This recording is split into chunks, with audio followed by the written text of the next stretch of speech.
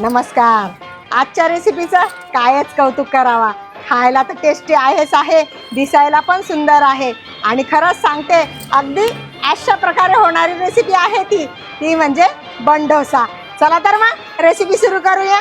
गोमुसंगतीन माझ्या तू येशील. आता 10 मिनिटं आपण भिजत ठेवू. गोमुसंगतीन माझ्या तू येशील काय, माझ्या फिरतेची राणी तू होशील काय. गोमुसंगतीन माझ्या तू येशील काय. आता हे आपण हलकेसे फ्राय करून घेतले, जास्त फ्राय करायचे नाहीये.